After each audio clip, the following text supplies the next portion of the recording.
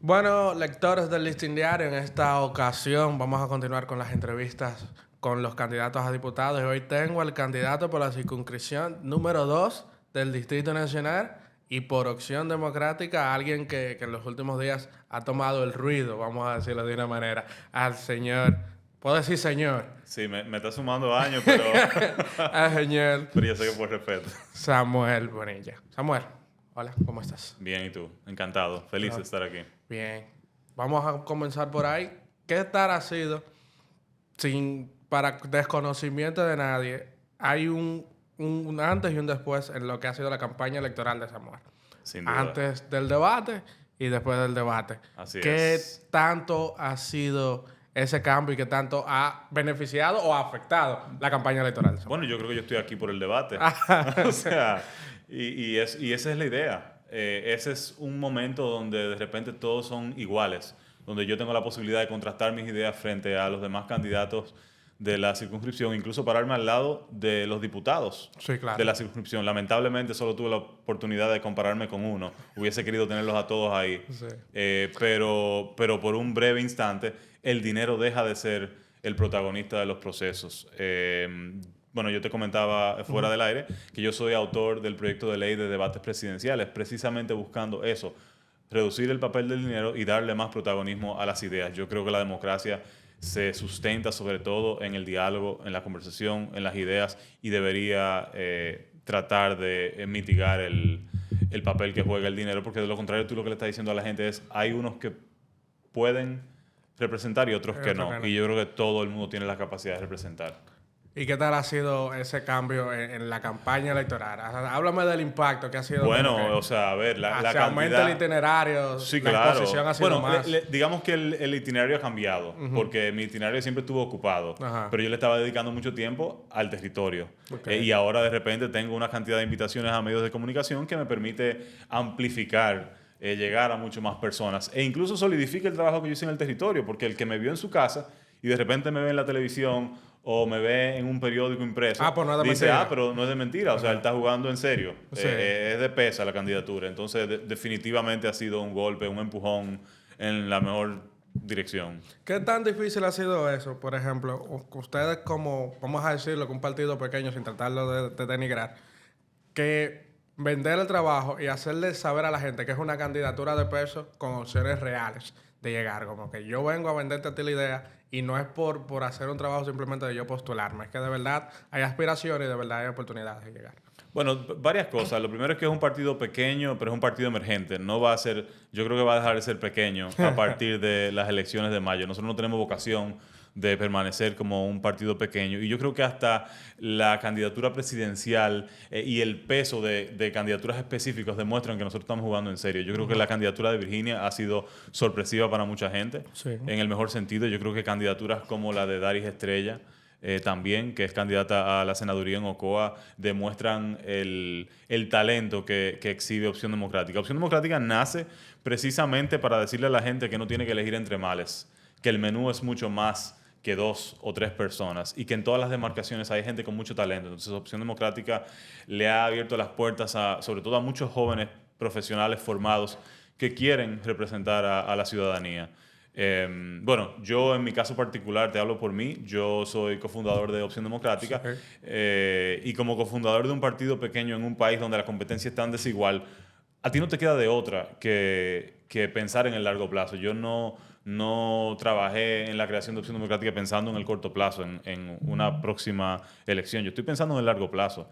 Y yo creo que pensar en el largo plazo es también pensar en el corto plazo. Y yo creo que eso es lo que se merece el pueblo dominicano, porque esa incapacidad del liderazgo político, pensar en el mediano y largo plazo, es lo que nos ha llevado a tener un sistema educativo en crisis, un sistema de salud en crisis, la imposibilidad de construir un sistema de transporte que nos libere.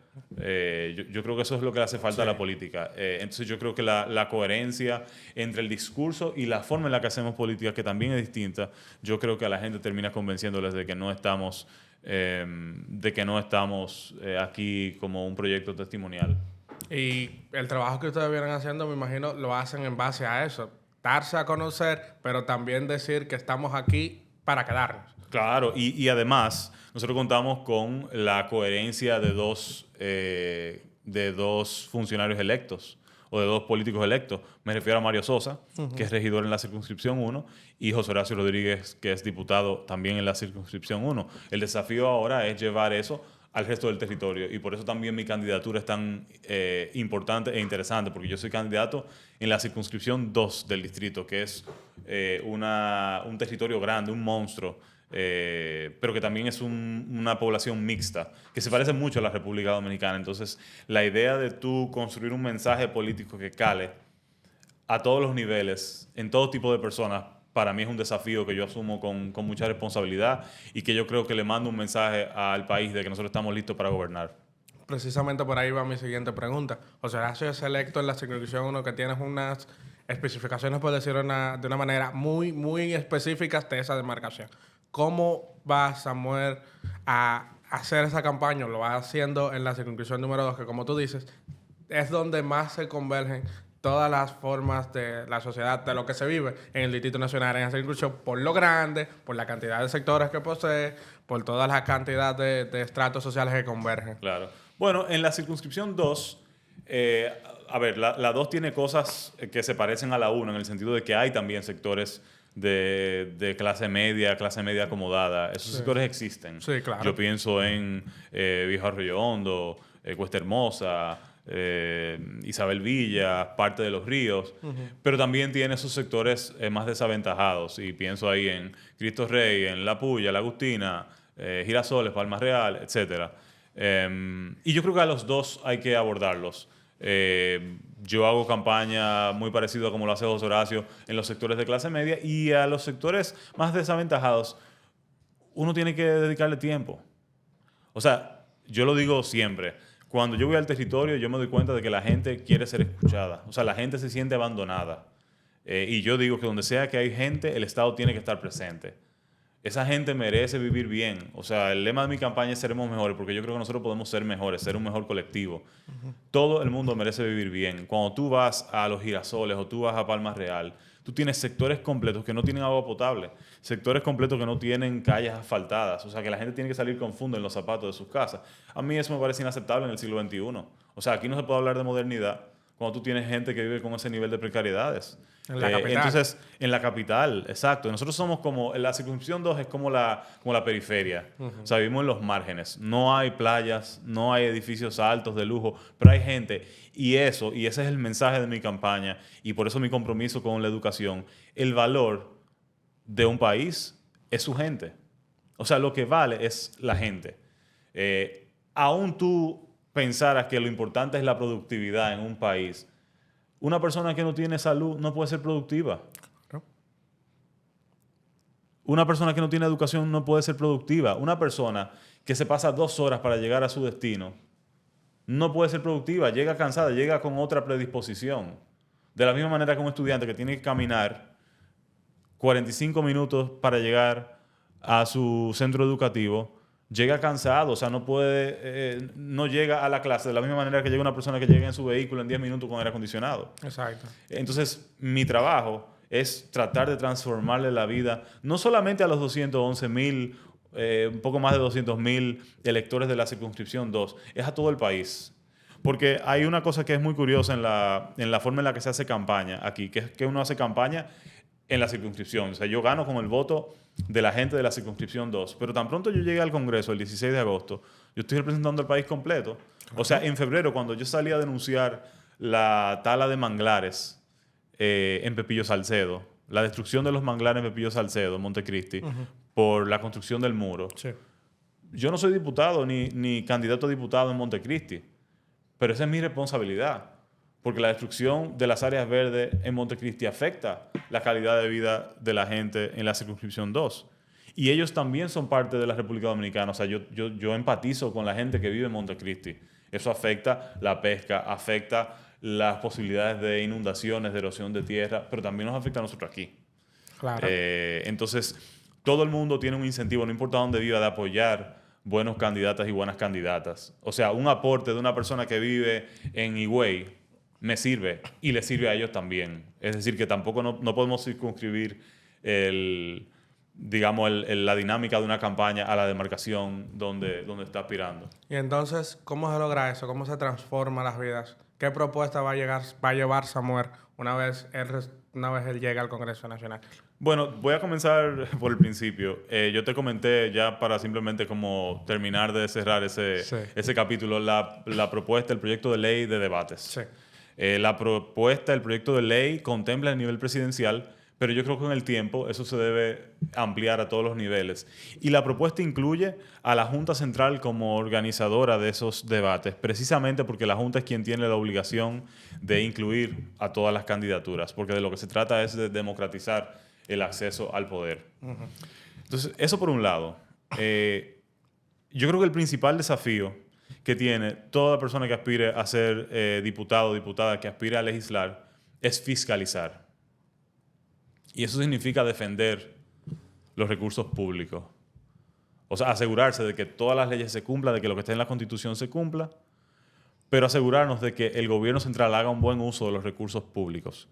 Y cuando no lo haga, alzar la voz y ser un contrapeso, o sea, frenar cualquier abuso del poder. Pero para hacer eso, el Congreso necesita garras. ¿A qué me refiero? La Constitución del 2010 le da atribuciones la Constitución le da atribuciones al legislador. Dice, tú, diputado o diputada, puedes requerir la información a un funcionario. Tú puedes invitarlo al Congreso. Tú puedes interpelar a un funcionario. Hasta puedes someterle a un juicio político. Sí. Pero la Constitución del 2010 manda a la aprobación de una ley que le dé sentido a eso, que reglamente eso. Uh-huh. O sea, si tú, imagínate que tú eres, no sé, el ministro de Educación. Ajá. Y tú te robas dinero en tu gestión y yo te llamo a capítulo y tú no respondes a mi cuestionamiento, ¿qué pasa? ¿Qué tiempo tienes tú para responder? Y si no respondes, ¿cuál es el régimen de consecuencias asociado a eso?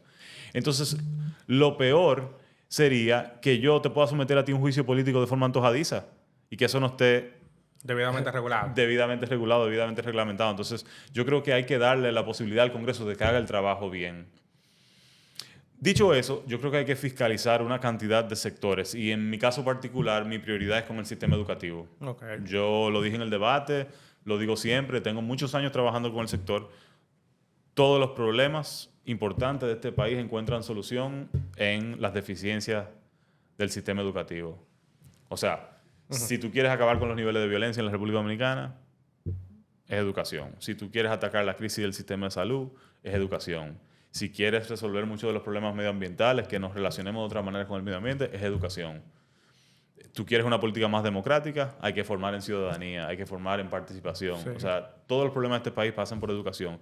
Y yo creo que hay que comenzar desde el principio, o sea, con la educación inicial. La educación inicial es un privilegio en este país. Es un privilegio porque la oferta es pequeña, hay pocas aulas y pocos maestros dedicados a la educación inicial y esa poca oferta está pensado para personas de escasos recursos y para los compañeritos del partido. O sea, es por cuña que uno accede. Entonces la gente con dinero busca su oferta privada. Sí. Yo te voy a decir, mira, en mi circunscripción, que es todo lo que está al norte de la Kennedy y al oeste de la Máximo Gómez, llega hasta el 3,5, Los Peralejos. Es enorme. Bastante Hay grande. 3 estancias infantiles. 3. Una entre Cristo Rey y La Fe, una en Los Girasoles y una en Los Ríos. Entonces te voy a poner un caso concreto para que no digan, no, este es teórico. Ajá. No, mira, vamos a aterrizar. Ajá. Hay una muchacha que me apoya en mi campaña. Ella es profesora, casualmente de inicial, en un centro privado. Su ingreso son 12,500 pesos. Eso es lo que ella ingresa. Y ahí hay muchos problemas de fondo. O sea, ya ahí hablamos de bajo salario, que también pasa por educación. Pero bueno, ese es su ingreso. Entonces, ella dice, ok, yo quiero llevar a mi hijo a una estancia infantil. Yo quiero trabajar tranquila, quiero saber que está bien mi niño y quiero que potencien su aprendizaje. Bien. Su apartamento cuesta 7,000 pesos. Y el cuido que ella encuentra para el niño, el jardín, cuesta 5,000 pesos. Ese es su salario. ¿Se puede? Entonces, ¿con qué come ella? Y entonces, no hablemos del costo de la canasta básica familiar. Entonces, el garantizar fondos para que todo el mundo tenga acceso a un servicio de cuidado, a una estancia infantil, a un niño entre 0 y 5 años, ese es mi compromiso. O sea, porque al final la gente se le olvida que quienes aprueban el presupuesto somos los diputados. Claro. Y eso no solamente tiene un impacto sobre los niños, que son los futuros profesores de escuelas públicas, los futuros ingenieros que yo espero que construyan pensando en la pluviometría de los próximos 50 años para que no se caigan los desniveles de la ciudad. También tiene un impacto sobre las familias.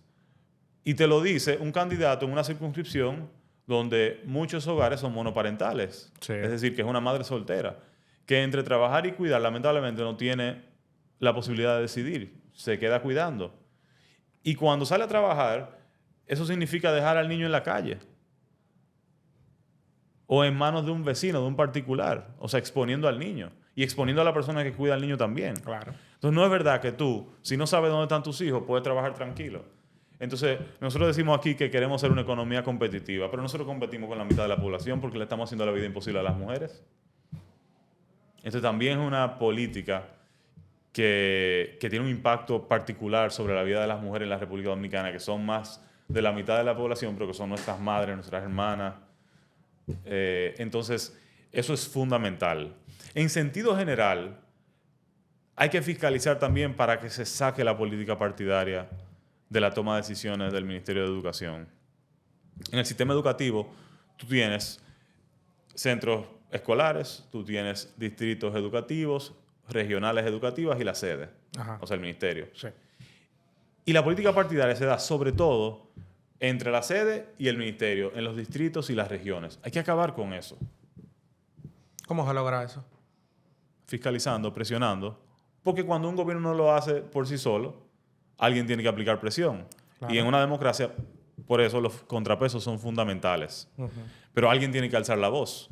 O sea, aquí nadie alza la voz. Nos enteramos esta semana de que fruto del acuerdo que hizo el ministerio con la ADP, nombraron a más de 9,000 personas en cargo administrativo, porque sí.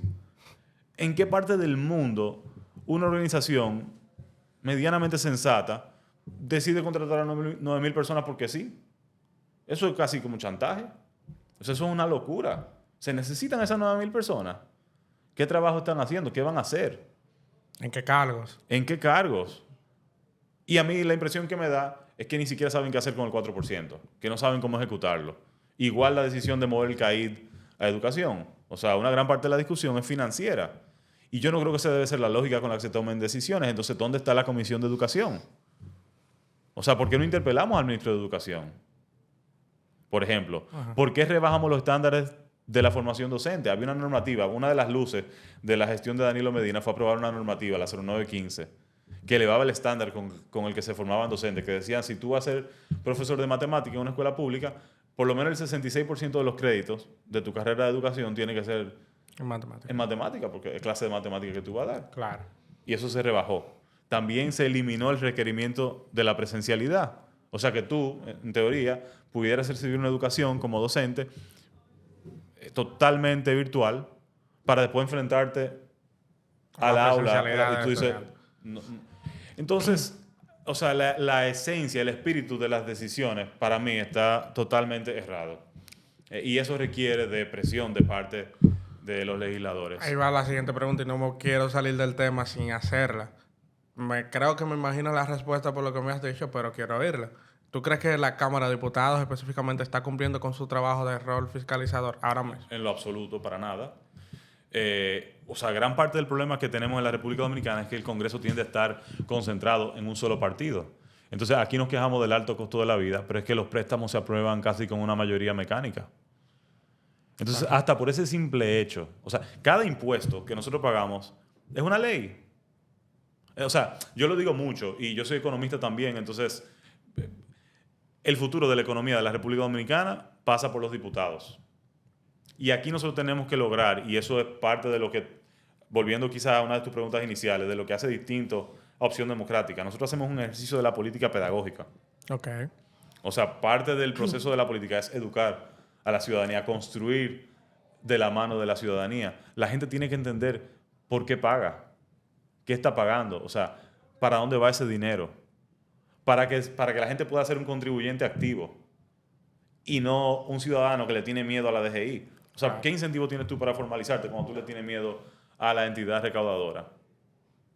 Por ejemplo. Sí. O el anticipo. Probablemente tuviéramos más personas denunciando el anticipo si la gente entendiera. ¿Cómo es eso de que el ciudadano le tiene que prestar al Estado que no quiebra? Claro. Es un Y problema. y no al revés. Y no le estamos cobrando interés al Estado. Pero, ¿cómo le ponen un impuesto a las transferencias bancarias si lo que queremos es que la gente mueva su dinero? O sea, para yo mover dinero de mi cuenta a una cuenta mancomunada con mi esposa, yo tengo que pagar. O sea, es mi propio dinero. Esas son cosas que no tienen sentido. Entonces hay que hablar con la gente, hay que dedicarle tiempo a la gente, explicárselo. No podemos asumir que la gente sabe. Y uno en el camino también aprende. Claro. Y eso es lo más importante. Porque también tú aprendes a moldear el mensaje, tú generas empatía. O sea, por ejemplo, mi gran tema es educación. Pero yo no puedo darle la espalda, por ejemplo, a la problemática de la Cañada, de la circunscripción 2, que es un problema existencial. O sea, la vida de los ciudadanos de la circunscripción pasa por la problemática de la Cañada. Y ayer, por ejemplo, anoche, yo tenía un live de Instagram Ah, hablando de la Cañada. Yo conversé con una experta, una ingeniera en recursos hídricos, sobre cómo deberíamos abordar los diputados desde la legislación y cómo deberían los ciudadanos abordar la problemática de la Cañada. ¿Qué acostumbran a hacer aquí en República Dominicana para resolver el problema de la Cañada? Encajonarla, canalizarla con tuberías. sí. El propio plan estratégico de la ciudad dice que eso es una tontería. Que encajonar una cañada lo que hace es que aumenta las posibilidades de inundaciones y de erosión de tierra. Sí. Y la cañada es un hábitat. O sea, la naturaleza no es mala. Hay que dejar que el agua corra. Pero si tú desvías el agua, tú lo que estás diciendo es, bueno, corre por las casas. Y lo otro es que nosotros tenemos que fiscalizar también las normas de uso de suelo. O sea, yo no sé si tú sabes lo que es el cinturón verde. Explícamelo a ver si te entiendo. Bueno, en el 1993, por decreto, se crea el cinturón verde. El cinturón verde es un conjunto de áreas verdes, cuencas, o sea, ríos, arroyos, lagunas, humedales. Entonces el país dice, bueno, es importante proteger esas áreas verdes.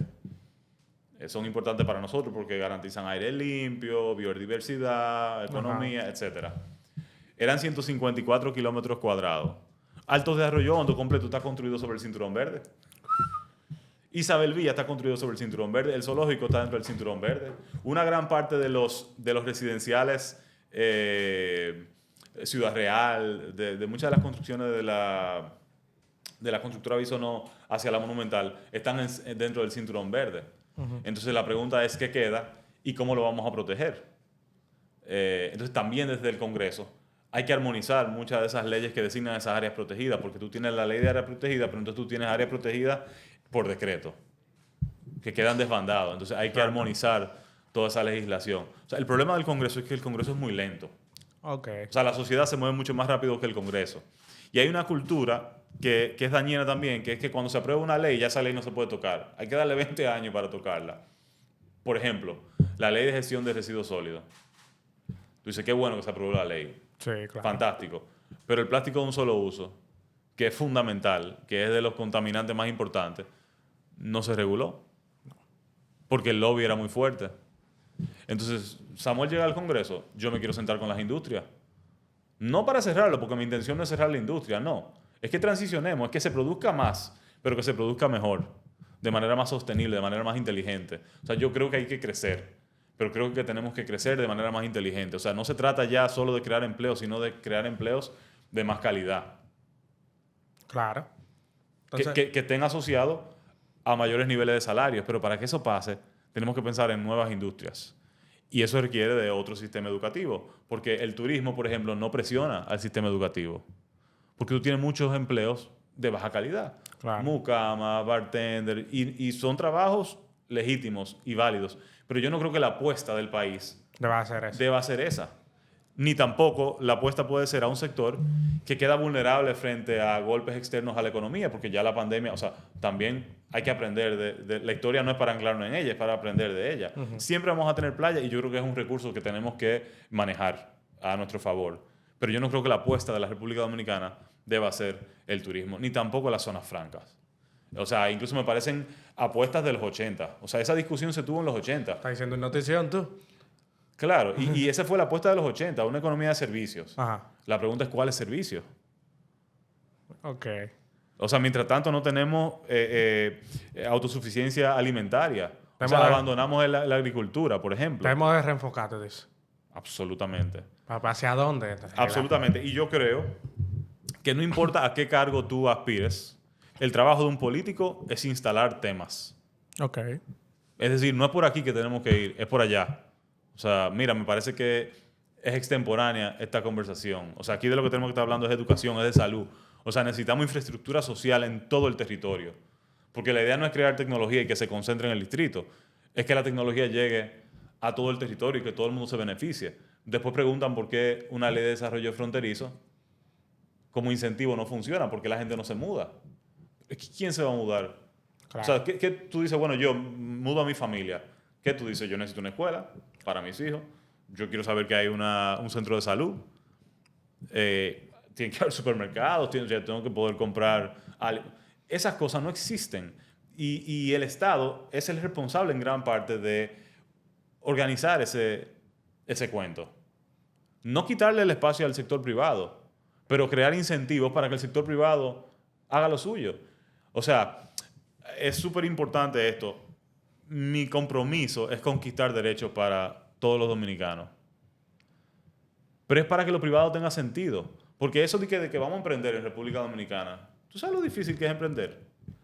Ahora, si tú no tuvieras que pagar colegio de tus hijos, si tú no tuvieras que pagar por una clínica, si el transporte no fuera tan costoso que de repente tú no necesitaras un vehículo porque tienes un sistema de guaguas que conecta, o que el metro estuviera bien pensado, con rutas alimentadoras, es decir, tener múltiples sistemas de transporte que conecten, no solo el vehículo privado.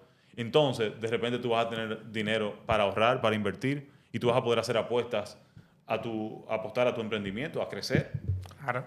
y no tienes un impuesto a las transferencias bancarias. Tú dices, yo meto mi dinero en los bancos. Entonces, yo creo que hace falta repensar el modelo de desarrollo económico de la República Dominicana para levantar, o sea, darle calidad de vida a todo el mundo. Esos son tus empleados. O sea, si tú eres dueño de empresa, a ti también te conviene. Pero además, a todos nos conviene que todo el mundo tenga educación, porque al final tú sales a la calle, sea caminando, sea en un vehículo, ese que anda al lado de ti, tú quieres que sea una persona educada y que frene en la luz roja, o que si anda caminando, que no te atraque, que te trate con respeto. Entonces, yo de lo que estoy hablando son de cosas fundamentales. O sea, volver a lo básico. O sea, garantizar la zapata de la República Dominicana para que todo lo demás entonces pueda funcionar. Esa es mi apuesta como diputado. Hay dos cosas que no quiero que se me vayan, que dentro de tu exposición la dijiste. El Congreso es muy lento. Va mucho, muy más lento con relación a la sociedad dominicana. Así es. Y que normalmente se concentra en un solo poder político.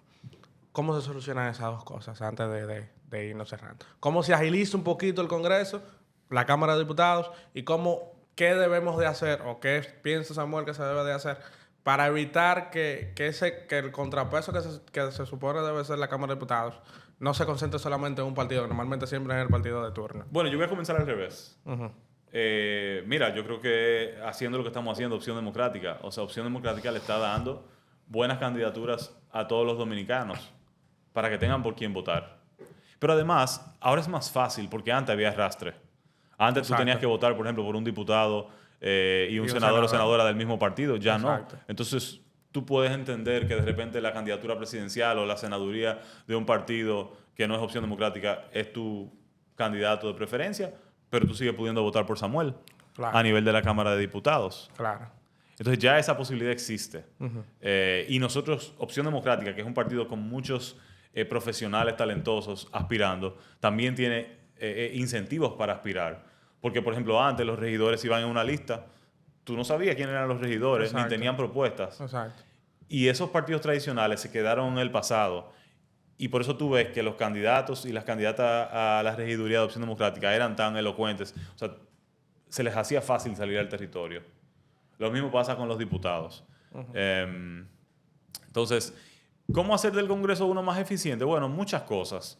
Nosotros propusimos el bloque de candidatos legislativos encabezado por José Horacio, reducir el número de diputados, por ejemplo, porque entendemos que son muchos, que son demasiados. Sí.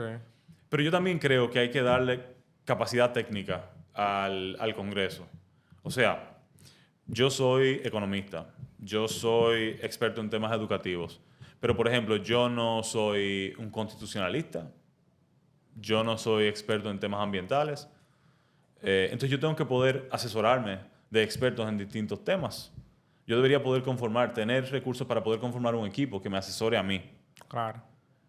Y yo propongo que los fondos de ayudas sociales, que el barrilito se use para eso.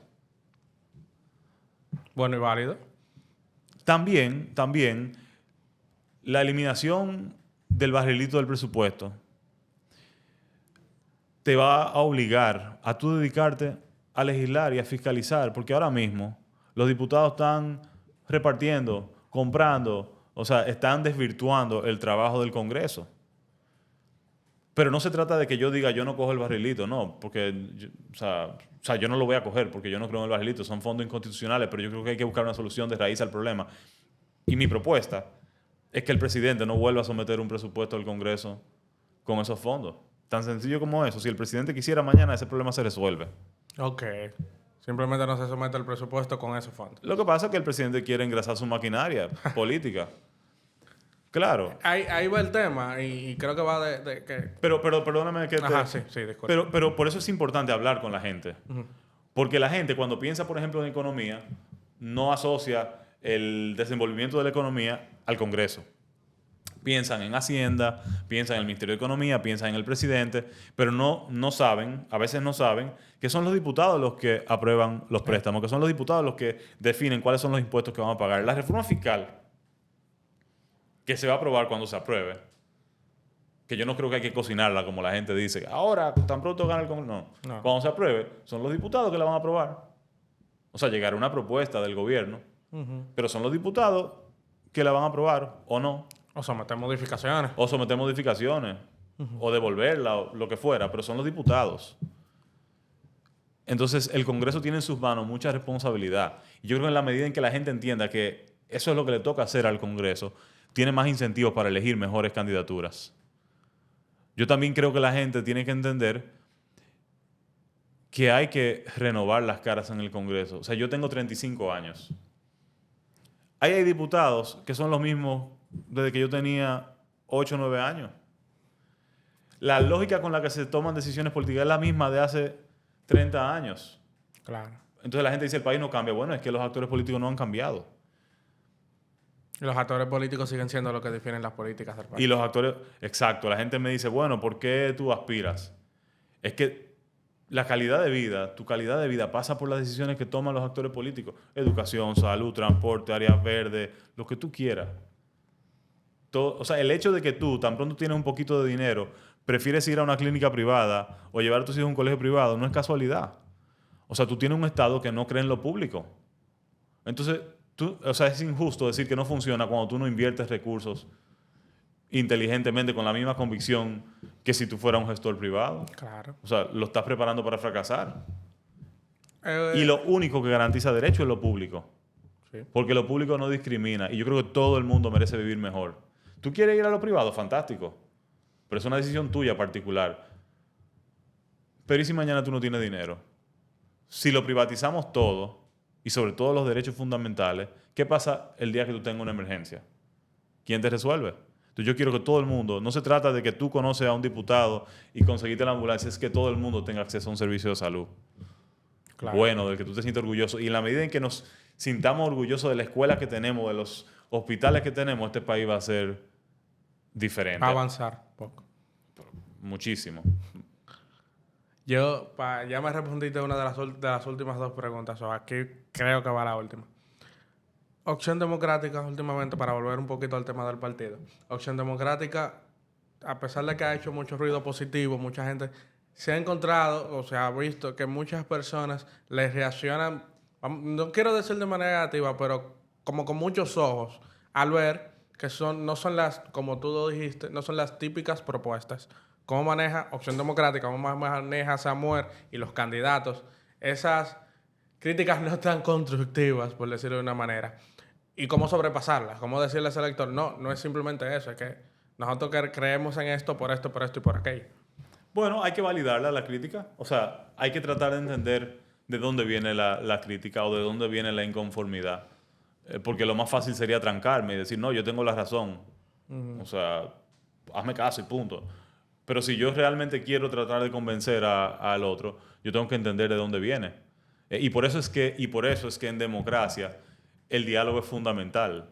O sea, en la medida en que tú creas la cultura del diálogo, tú eliminas los extremos.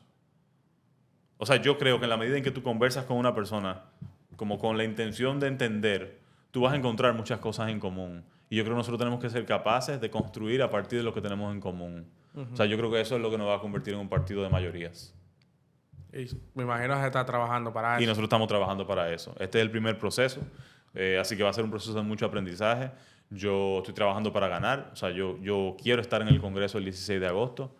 Pero sí, nosotros estamos aprendiendo mucho, creciendo rápidamente, y no me cabe duda que a partir de mayo el cuento va a ser otro. El mayor aprendizaje que ha tenido Samuel en lo que va de campaña. Bueno, a mí me gusta la política en parte porque me acerca a la realidad. Y mientras más hago hago política, más le imprimo un sentido de urgencia a mi trabajo. O sea, yo creo que lamentablemente aquí vivimos de espalda a muchas realidades tristes. Entonces, mientras más me acerco, más veo la necesidad de hacer política.